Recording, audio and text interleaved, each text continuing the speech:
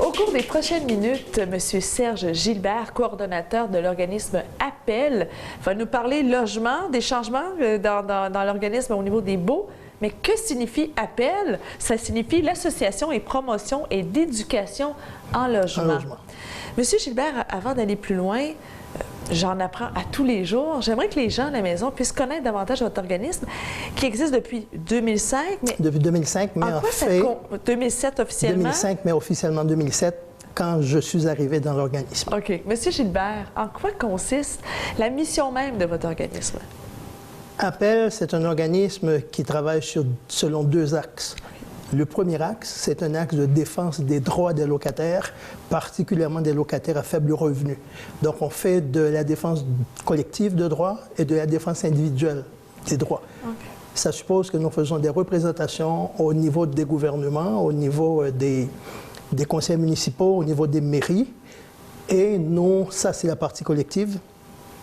Et nous faisons aussi de la défense individuelle. Okay. Donc, nous rencontrons des locataires, nous préparons les dossiers, nous les accompagnons jusqu'à la régie du logement. Okay. Ça, c'est le premier axe. Le deuxième axe, c'est que nous faisons la promotion du logement communautaire comme moyen de lutter contre la pauvreté. Ah. Avec les coûts de logement qui explosent, avec la pauvreté qui n'arrête pas d'augmenter dans notre territoire, les gens ont de plus en plus de difficultés à se loger. Alors, évidemment, ça prend des logements, ce que nous autres nous disons, à loyer abordable. OK. Et là, dernièrement, il y a eu des changements au niveau du contenu, si on peut dire ainsi, des baux. Hein? Oui. Et ça doit être positif pour les locataires et peut-être moins pour les propriétaires, mais en quoi consistent ces grands changements-là, M. Gilbert? Le Code civil du Québec il y a eu des modifications au niveau du Code civil du Québec. Donc, il a fallu, comme le contrat de bail, c'est un contrat qui est basé sur le Code civil, donc il a fallu réaménager certaines sections du bail. Et qui datait de plusieurs années, le bail original date de 1996 et ça n'a jamais été mis à jour. Donc, on profite du remodelage du Code civil pour remodeler aussi le nouveau bail.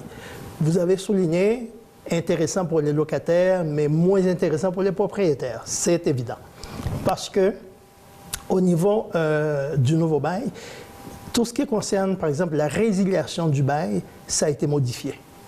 Je ne vais pas entrer trop dans les détails de l'ancien bail, mais ce que je peux vous dire... C'est assez fastidieux aussi comme document. Oui, c'est assez aride. Par exemple, les cas de résiliation qui concernent les personnes qui entrent en CHSLD, donc qui ont une place dans un centre de soins de longue durée. Oui. Il y a des modifications à ce niveau-là. Il y a des modifications pour les personnes victimes de violences conjugales. Il y a aussi des modifications qui concernent les personnes qui vivent en union civile, en contrat d'union civile. Ça, c'est au niveau de la résiliation du bail. Il y a une section qu'on appelle dans le bail la section G. Cette section-là, c'est une section qui prévoit certains éléments qui ont trait au locataire. Par exemple, le locataire, maintenant, doit savoir combien l'ancien locataire payait. Ça, c'est pour éviter des fois, ça peut être caché par le propriétaire. Les propriétaires ne le disaient pas. Généralement, ils ne le disaient pas. Ce n'est pas tous les propriétaires qui ne le disaient pas, mais il y a beaucoup de locataires. On dirait que la majorité. Il peut y avoir un changement assez énorme. Oui, une augmentation, une augmentation assez exagérée. Exagérée, et c'est pourquoi la section G, maintenant, règle ce problème-là. Donc, le locataire, dans le nouveau bail, doit savoir c'était quoi le loyer, l'ancien loyer.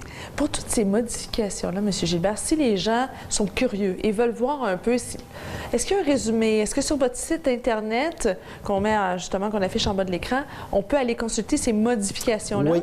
Nous avons, dans notre site web, nous donnons tous les détails des modifications du nouveau bail. Et il y a un petit peu plus d'informations que ça parce qu'on a refait le site web pour le rendre un petit peu d'abord plus attractif et aussi plus complet. Écoutez, M. Gilbert, j'invite les gens à aller consulter, bien entendu, votre site Internet et d'utiliser vos services, de ne pas aller questionner, rencontrer des gens s'ils ont des interrogations par rapport à leurs besoins au niveau Téléphone. du logement. Effectivement, Le c'est site là. web ou le téléphone. 450-413-2949. Et voilà. Merci beaucoup, M. Gilbert. C'est moi qui vous remercie.